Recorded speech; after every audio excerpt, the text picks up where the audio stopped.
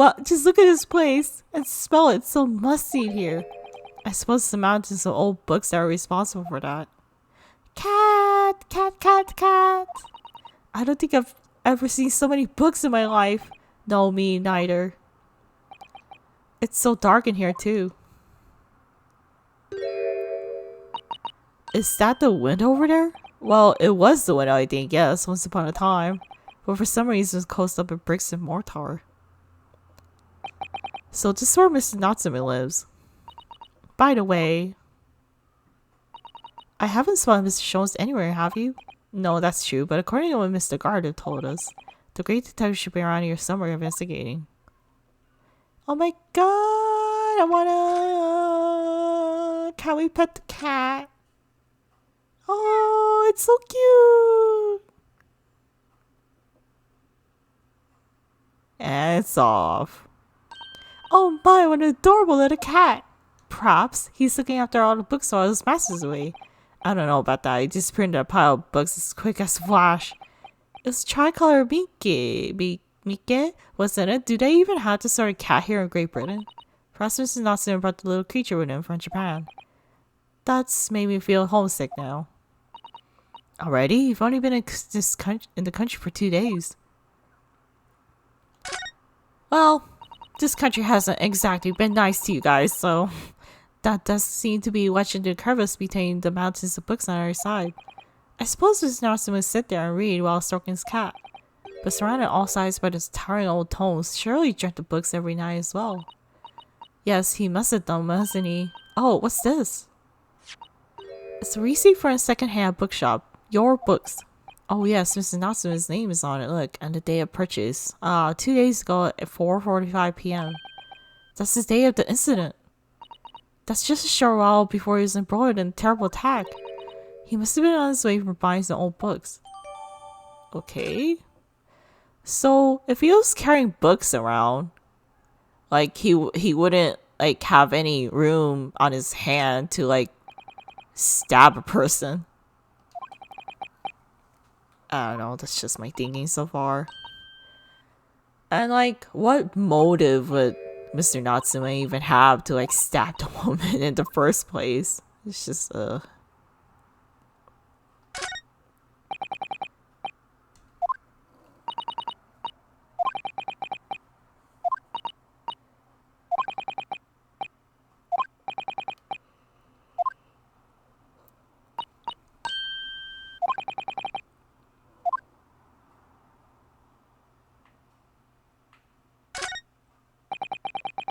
okay, I think I'll just examine this place. I'll just read through the dialogue.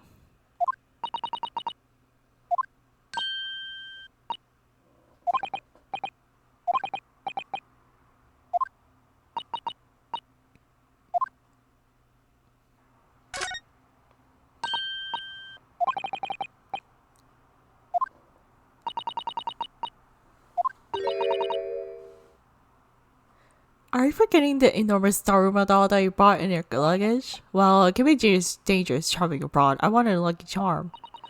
Well, I imagine Mr. Natsume is the same, and it's kind of sure to beckon good luck to him.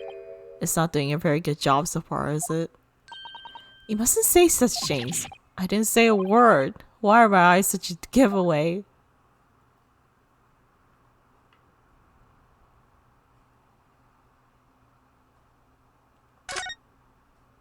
Oh well, there he is, just reading a book. Ah, look, Mr. Naruhodo. Aha, there he is. Where did he appear from? He seems to be engrossed in the pages of an old book. I hope you don't mind if we disturb him. Hello, Mr. Sholme. Ah, you too. Good day. Now, let me see. Where was it that we met? Mr. Sholme, you were together in SS Buria. Buria? Yes, of course, the Buria. Let me see, what happened at the village? It was Kazuma Asogi. He died tragically, but you're a great help to us. Ah, yes, but of course, the case of Mr. Asogi. It was the one with the snake, wasn't it? Oh, well, you seem to remember something of it, at least. What an honor to be remembered vaguely by the great Sherlock Sholmes. This is Mr. Oh, no, my dear madame, hold your tongue. I pride myself on my superior powers of recollection. You know, he's a saber according to my brain addict. Miss Naruto and Mr. Susato. Try the other way around, Mr. Sholme. Ah ha ha, I lost the first round. Boy. In truth, I had hoped to invite you both to my Baker Street suite the day we arrived in London, but some Scotland Yarders ambushed me at the railway station and whisked me away to a crime scene. It was an entirely tribal case, of course. I saw the matter no more than 30 minutes, so they apprenticed Soseki stand in that short an amount of time. I'm afraid the pursuance of a new case has dulled my recollection of my past involvements a little. A little? It was a mistake to think that one's brain addict has elastic walls to extend to any extent. I do my best to forget useless facts, lest they should elbow out the useful ones. Yes, those are my own words of inimitable wisdom, you know, for the adventure title of Studying Scarlet. Please, there's no need to quote yourself. I don't always remember my pearls of wisdom, but fortunately my associate pens them beautifully. He means Iris, I suppose. Mr. Sholmes, we have some extremely important questions to ask you with the tribal case you just mentioned. Goodness, what an earnest expression. My dear madame, I should only be too pleased, and this murky room is an apt place to discuss the murky case.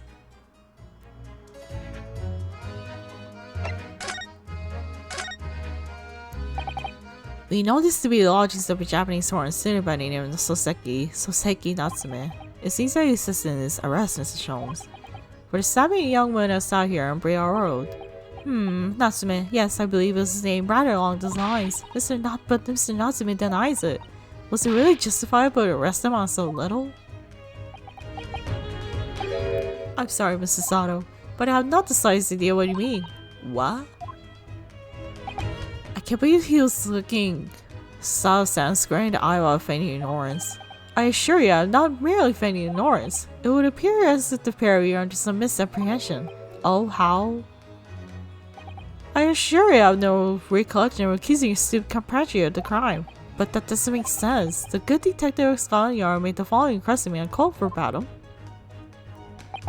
We need to ascertain the identity and whereabouts of a man seen fleeing the crime scene. A man seen fleeing. There were a number of books scattered on the pavement of the scene. From the book plates, those could be able to determine the bookshop from which they have been purchased. As speaking appropriator is immediately led to his address. Elementary, what did you say? I believe there's a receipt around here somewhere with the establishment in question. So you don't think Mr. Natsume is the culprit then? That I could not tell you, but it was aggravating my facilities, hence why I returned here. However, this place is such a trouble for fascinating books, I found myself quite lost in bibliophilia. Do not be deceived to believe that I'm a man of leisure. No, no, no. Oh dear.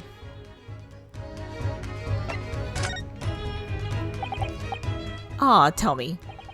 Have you encountered the landlord of these lodgings? Yes, Mr. Gardeb, a retired military man. It was the first time I've ever seen a soldier for the Great British Institution that is services. It was the first time I've ever seen a maid for the Great British Intuition that is service. Ah ha ha ha ha! I didn't think it was that funny. I do apologize. As you may well be aware, many houses in London employ a maid.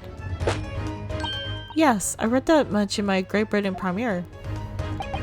And so, conversely, whether or not a house employs a maid is going to betoken the social standing of those dwelling therein.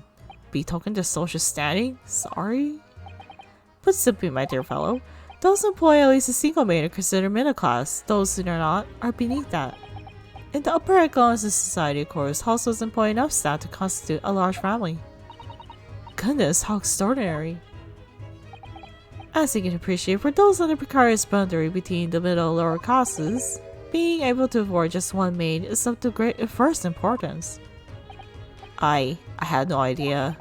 And it's for precisely that reason that I find great stimulation in the situation upstairs, specifically in the retired army veteran, Mr. John Gardeb. Oh? Affable as he is, the fellow is hiding something.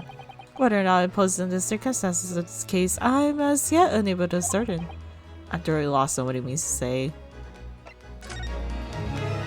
I think he's trying to say that in this kind of poor environment, like, I don't really think the retired military dude can't afford a freaking maid, so that maid is probably fake. This room is very suffocating for soul, my dear fellow. I assure any man whose lot is to dwell in a place such as this will stab somebody sooner or later. Mr. Natsume stabbed no one. Ah, but sooner or later, as I said. I don't believe that's the issue here. About this dark little room, Mr. Sholmes. Why is there no longer a window? Do you have any idea? No window? Well, I mean, it's crazy there's no window of sorts. But it's been completely blocked with bricks. Ah, I see. The answer to the question is quite simple. Window tax. Window tax? What is that? Surely not a tax on windows? Precisely that. Oh my goodness. Until relatively recently, a tax was levied on houses in this country by the number of the windows. Those of lesser means, having inherited a sizable and costly family home, perhaps probably closed windows up. While the rich open windows here, there, and everywhere. In an effort to curry favor with those in power by furnishing them with large sums of tax money. How awful and unjust, forcing people to live in rooms devoid of light. What's next? An air tax? Indeed, disease is rival. So, some 40 years ago, whereabouts the window tax was abolished. But its legacy remains, as you can see, in squalid lodgings such as these, for example. I suppose Mrs. Natsume's stipend for living here in London is very generous, perhaps. It would appear so. I've done a little digging, and discovered that these lodgings are offered at an extraordinarily low price. Because the room is so awful, I should think. Apparently Mr. Natsume only moved here about 1 week ago. Yes, that's correct. However, I don't believe the law is explained by the shabby nature of the accommodation. Oh? Still, that is of real little relevance here, a matter not worthy of further attention. Are you sure? I'm curious somehow. Now. Well, I believe I've told you all I can now. Thank you, Mr. Sholmes.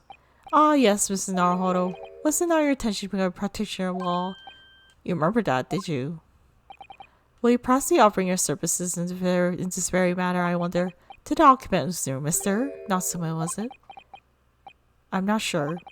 Not sure? On what grounds? Well, I actually defended someone in court here only yesterday.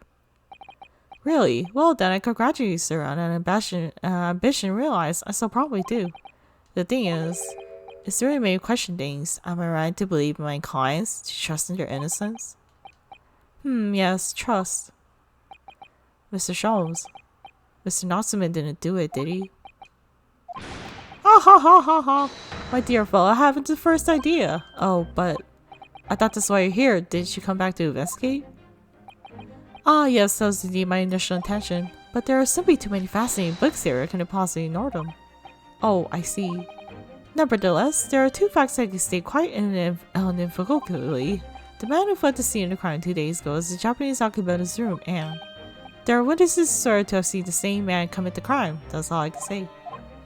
Ah, one more thing. Oh, what is it, Mr. Sholmes? Tell us. I cannot say with any certainty whether or not it is of relevance to this case, but I'm quite sure that the retired army man who owns this property is hiding something. Mr. Gardeb is? Mrs. Sholmes says so as much before actually, didn't he? Anyway, at present, that is really all that plays in my mind in relation to this case. Mr. Naruhodo, as yet our investigators have uncovered nothing that could help establish Mr. Natsume's innocence. No, you're right. Perhaps it's time we probably a little deeper into Mr. Gardeb's secret. Just remember, I cannot be sure whether the landlord's secret will prove to be irrelevant or not. But I wish you every success, of course, Mr. Naruhodo. A busy man indeed. He's gone back to his book in the corner of the room.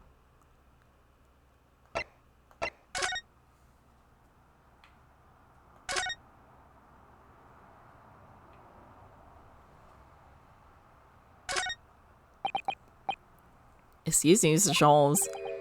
Yes, that's true. To be or not to be. That is indeed the question, Mr. Naruhodo. To be or not to be just brushed off, that is the question, and the answer is all too clear. Let's leave Mr. Sholme in peace, shall we? Okay, I guess we're moving to Mr. Gardo's room.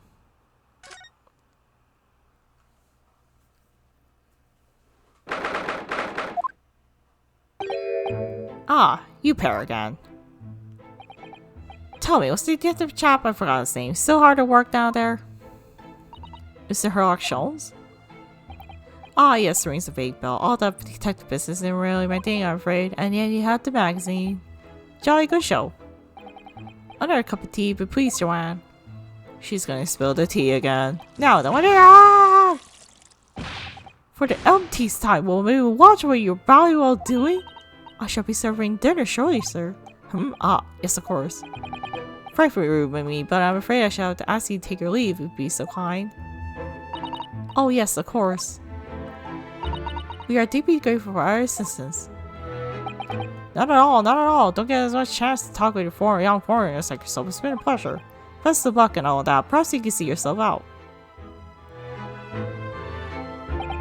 According to Mr. Sholme, Mr. Gardo is hiding something.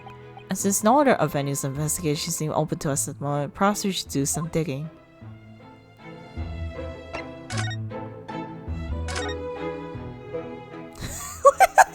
What are you doing over there? What's he doing over there? Mr. Sholme? Aha, we meet again, my dear fellows. Good gracious, when did you sneak in here? Like, nobody knows whenever he comes in the room. This is so funny. Herlock Sholme, sir, at your service. What were you doing over there by the window?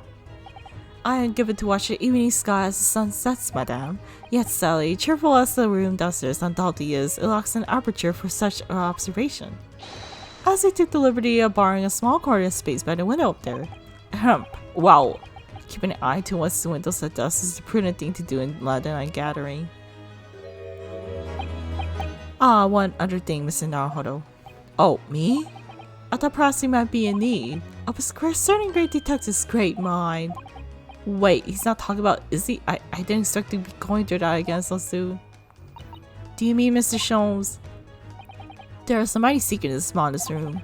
My eyes see even the most tribal of trifles. I take it you're prepared, Mr. Naruhodo. I think so. There is just time enough for one of my great deductions. Let's conclude the matter before dark. Okay.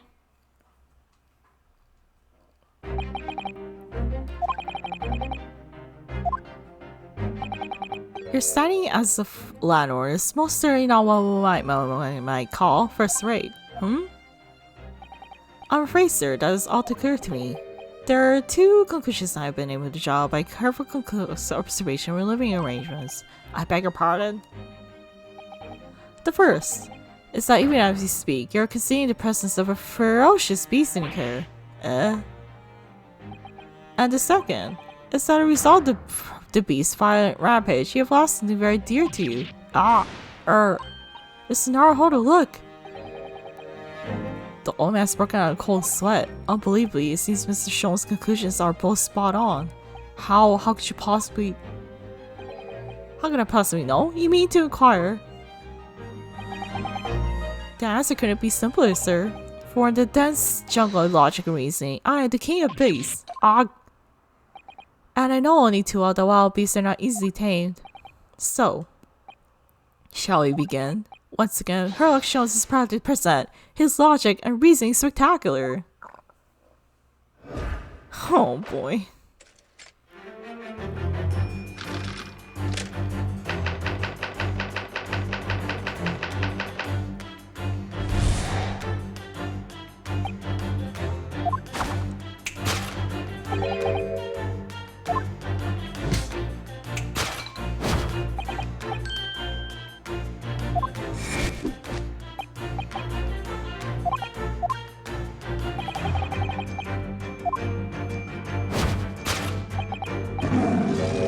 What do you mean by the lion statue? I don't think the lion statue could make that much destruction in the room.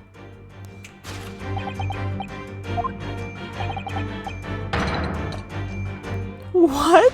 What? Bruh, did someone slap your face? What was that? What was that freaking mark on your face? What the hell?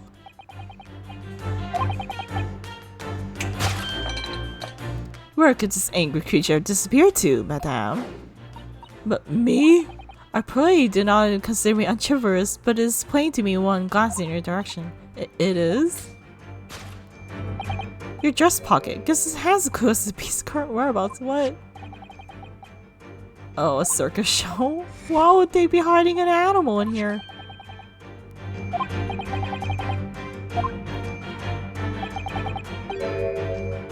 You sold the savage lions to the circus troupe. What? I most certainly did not.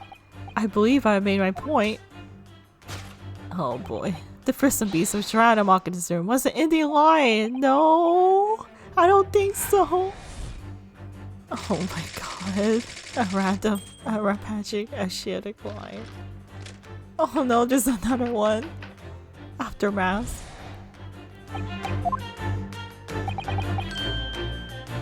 They have deep feelings for this formidable beast? What?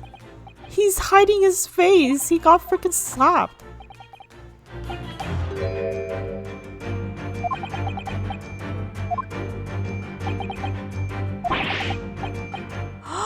Yeah, like someone slapped him.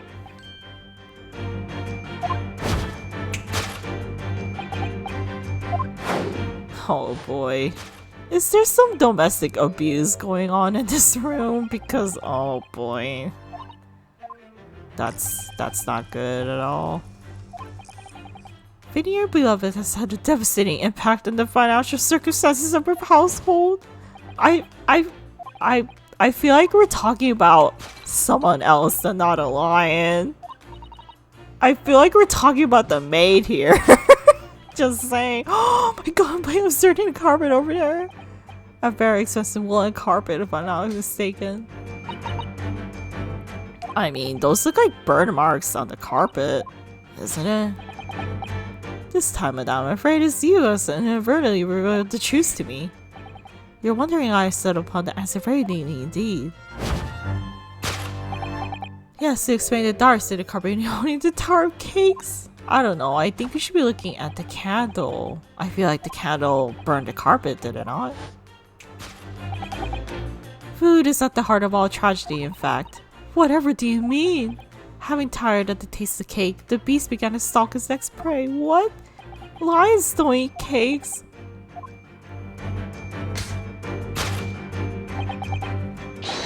The lion attacked and ate the carpet. What? Oh my god. Yeah. I don't think that's it, man.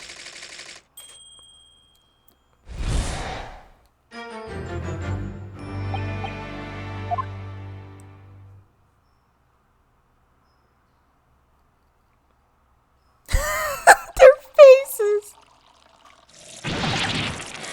Oh my god. Like, stop pouring hot tea into his legs. It's freaking painful. My deduction is gonna be starting is sharp. It stands to reason their cup run is over. Indeed, my revelations can make people spill tears at times too. Oh.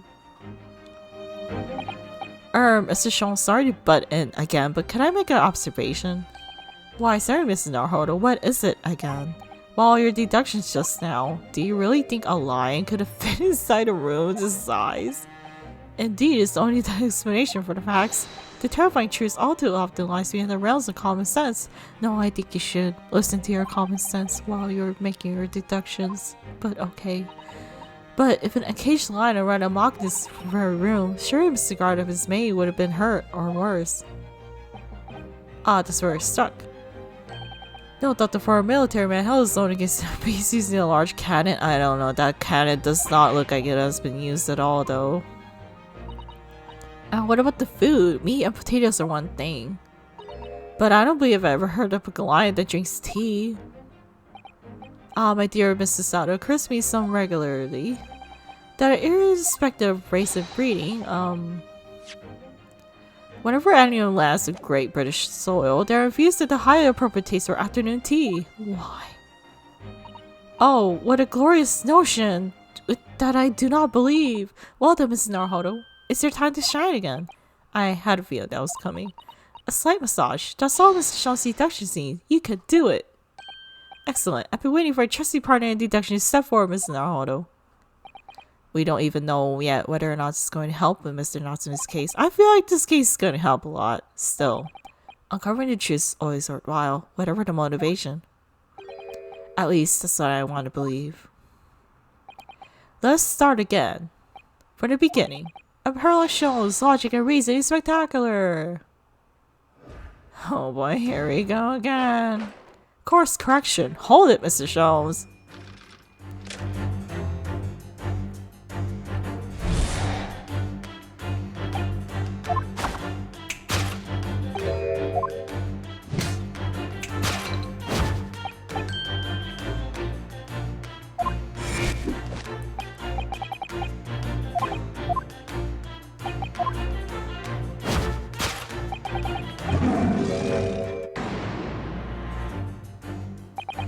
I really didn't see the lion thing coming.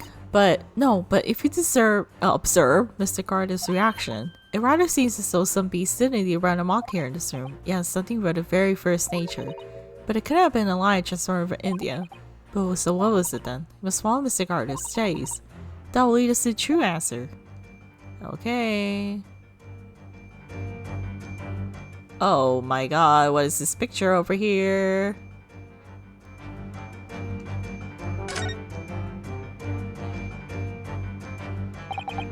What's this photograph?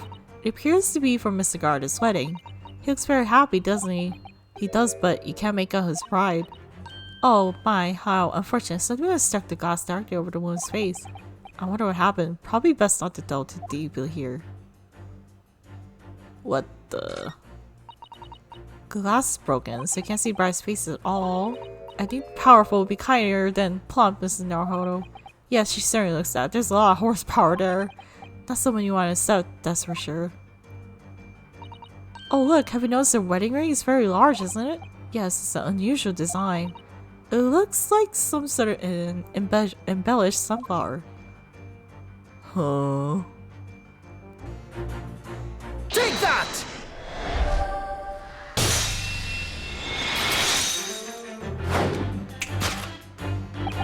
The true nature of the beast that is running rampant here is revealed by the newlywed bride. Precisely, Mrs. Naruhodo. No other explanation could possibly fit. Yes, this frame print pictures your wife, Mr. Garda. And while we lament the fact that her face is obscured, we can still make out her mighty arms and note the considerable horsepower they must contain. Horsepower. Mighty arms. Oh, indeed, surely any woman with such powerful constitution should be honored to be described as a beast. Honored might be stretching a point. Too late. The fact remains that the beast, which so clearly sabotaged the room, was your wife, Mr. Garda. Oh god. Yeah, someone slapped him. Oh my god. Well. Yeah, as you learn, the beast in question fails to present itself. Where could this ancient creature could have disappeared to, madame? Me? I pray do not. Okay, I feel like the freaking beast in question is the maid. The poor, fragile, defenseless woman is beside herself. Well, I don't know about fragile. Oh dear. Anyway, Mr. Sholmes is quite right. There's no sign of Mr. Garda anywhere, but it seems there may be a coup as to whereabouts. A coup that his maid is trying to hide. I wonder where Mr. Garda's wife could be. I feel like Mr. Garda's wife is the maid, but huh.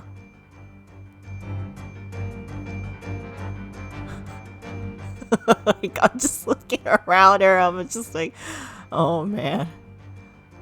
Alright, let's look at her ring over here. She's wearing a very large ring, look. Oh yes, a sunflower design with some rather nice embellishments. Yep, well, she's the wife. That's a new thing, Mr. Naruhodo, not to say. It looks like it was on there for life too. I can't imagine it would slide off a finger of the size. That's so mean, don't say that. Do you know, Mr. Garda's wife in the photograph had a ring very much like this one.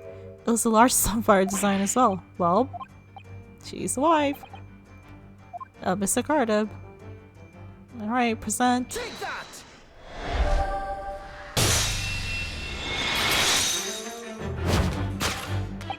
Your wedding ring gives us a handsome clue as to the beast's current whereabouts. Ah. Indeed it does. The flowery band gleaming on her finger gives you away. For it is identical to the one shown on the hand of Mr. Garda's bride in this photographic print. In other words, you're no ordinary household maid. No. You are Mr. Garda's lucky bride. You are Mrs. Garda herself. Oh my, my heart!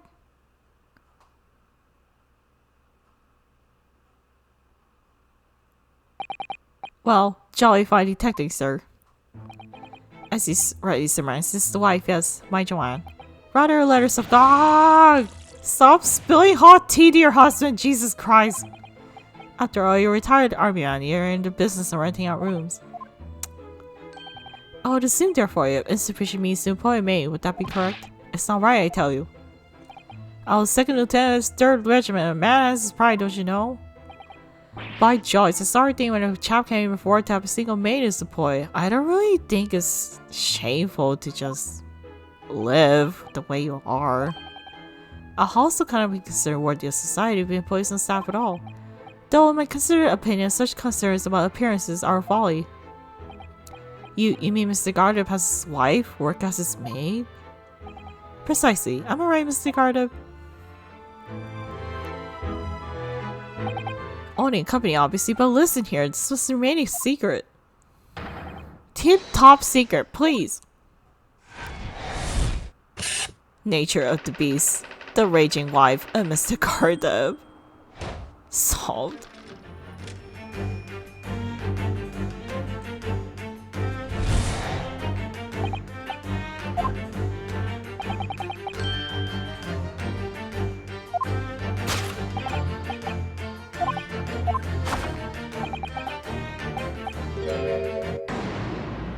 I don't think so. Mr. Sholme is quite something. He's still calling Mr. Garda's wife a beast. Yes, as a woman, that feels rather uncomfortable. But Mrs. Garda was standing beside her husband as he speak. In other words, he hasn't lost his beloved at all, has he?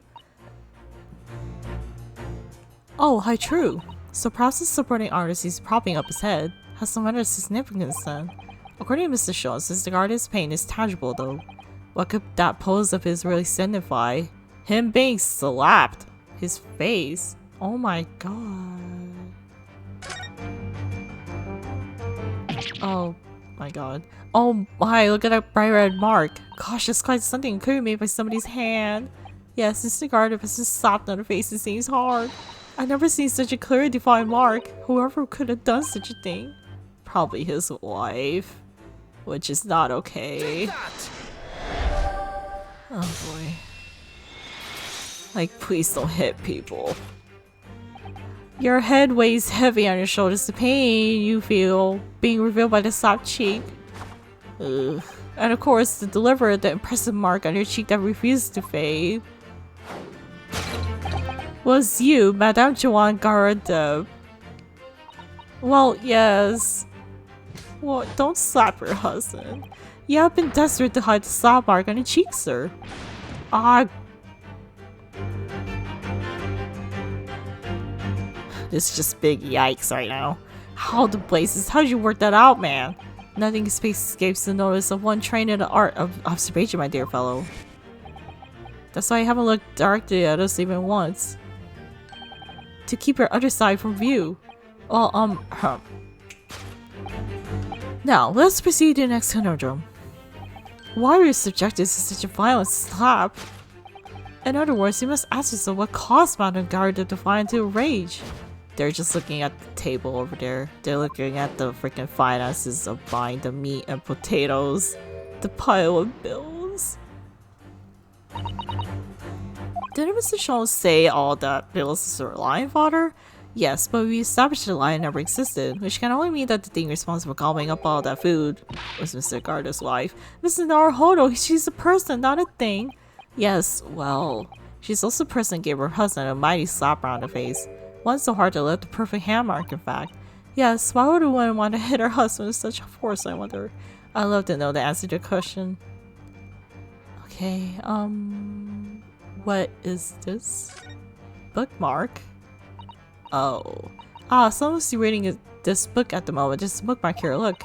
Mr. Garda is current avid reader. Oh, wait a minute. Hold on a second here. I don't think this is a bookmark. Oh no, it isn't. It's a note written in a woman's hand. Oh, James, I love you. Yours, Mary. And look at this signature. Lip marks, maybe lipstick. Oh, what a passionate romantic gesture. Don't get any ideas to sound sad. I don't really know whether getting that kind of card is romantic, but okay. Oh dear, I'm sorry. So this bookmark is actually a love note then, I guess we're presenting this. Take that!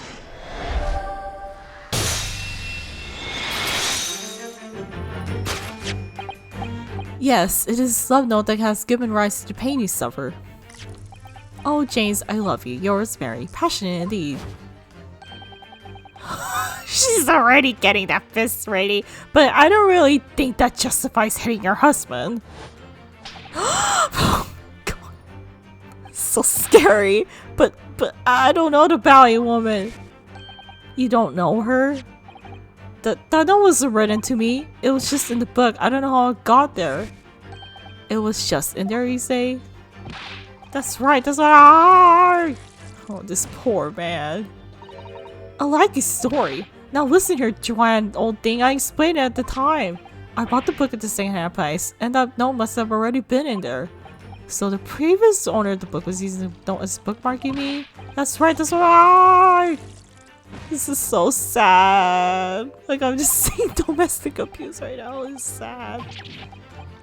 My name, in case you forgot, is John, not James. I like his story. Are you questioning my name now?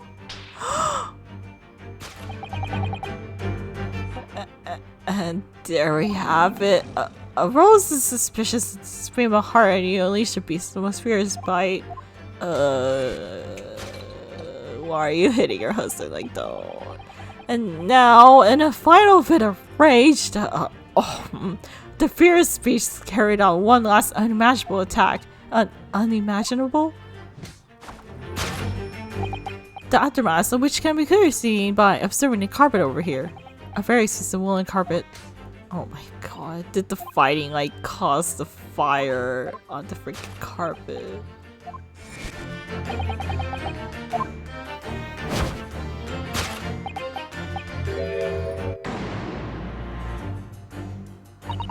But surely Mrs. Cardiff didn't eat the carpet? No, of course not.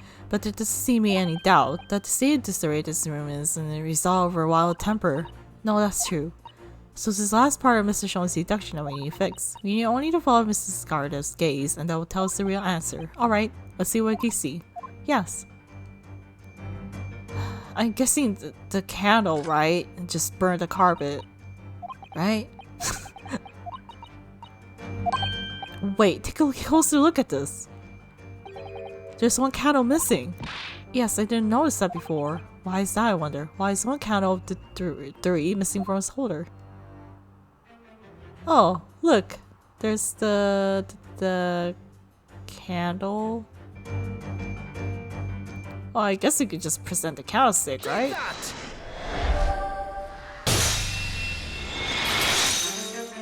Whoa, this cake looks really good. Yes, to explain the dire state of the carpet, you need only look at the candlestick. Most illuminating, my dear fellow, and of course the only possible way out of this logical labyrinth. Yes, the remnants of a fierce attack in which the carpet was devoured are clearly visible. Indeed they are. The scorch marks at the edge clearly give the truth away. Scorch marks? It would appear that the room was the scene of a little martial altercation, you mean domestic abuse. Mrs. Garda's mighty arm muscles left an impression not only on her husband's face. Oh boy. But on the entire room, the force of her start caused the candle to fall from the holder. And in seconds, the carpet was alight and the whole corner of the room in flames. Yes, For the most furious beast in this world is neither a vile lion nor a vengeful woman, but fire. And in this tune, the fierce beast bared his claws and ran amok. Locally put, my dear fella, so you see there is but one conclusion here.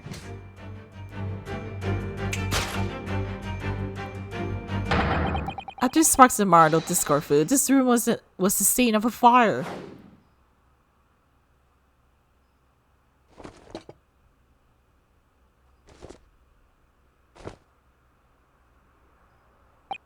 Mr. Sholme, sir. I salute you! Oh boy. This poor guy.